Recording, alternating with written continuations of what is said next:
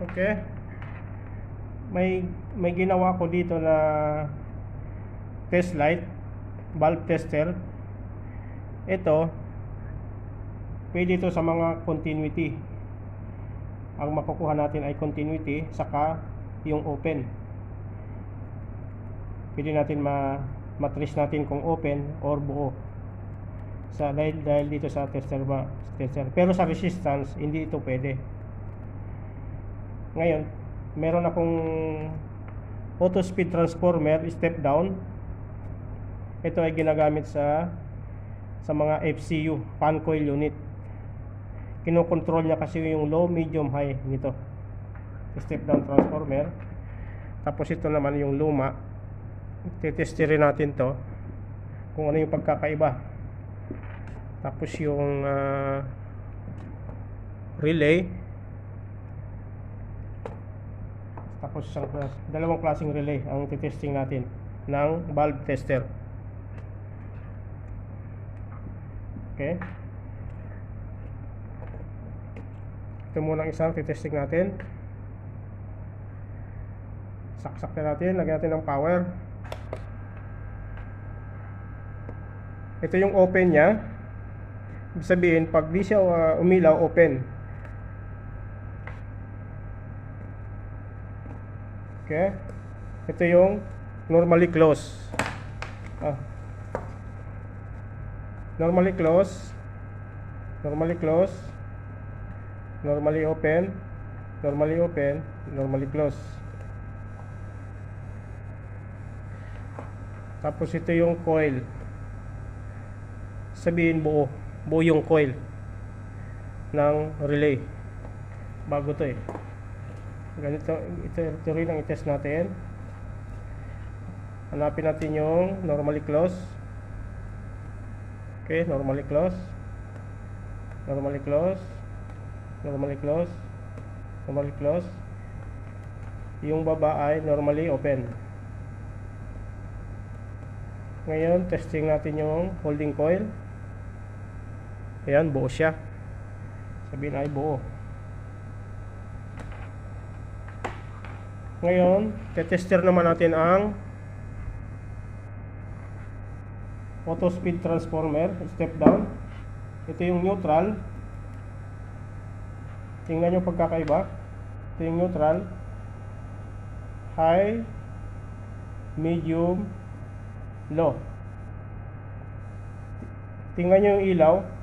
Yung high speed ng transformer ay malakas yung ilaw nya, maliwanag. Yung medium, medyo mahina. Tapos yung low, mahina talaga yung ilaw nya. Yung low ang pinakamahinang ilaw nya. Yung medium, medyo malakas ng konti. High is malakas. Yung low, wala talaga, mahina. Mahina yung ilaw. Okay. Ngayon, ikukumpara natin naman sa luma na transformer. Ito yung neutral. Neutral, high, lakas ng ilaw. Medium, lakas pa rin ng ilaw. Low, hindi nagbago yung ilaw. Ibig sabihin, yung transformer na ito ay shorted. Shorted na siya. Kaya, tingnan nyo mabuti. Yung high, lakas, maliwanag. Yung medium, maliwanag din. Yung low, maliwanag din. Di siya nagbago. Ibig sabihin, itong transformer ay shorted. Kumpara dito sa bago, yung high, malakas.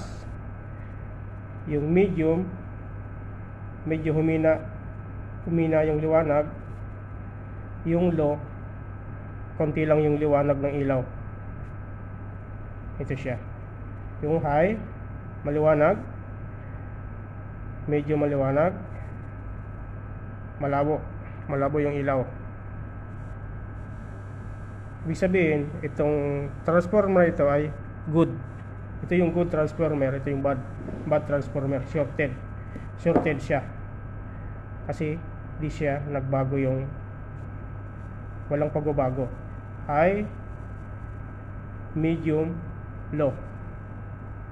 Shorted ang coil nito ng transformer. Kaya walang pagbabago. Lahat shorted. Okay, thank you. Kaya kung wala kang tester, pwede na to.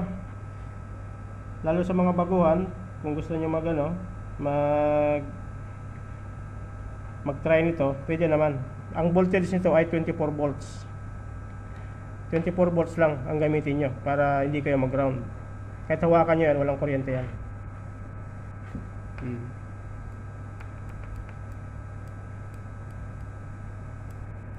Walang kuryente yan.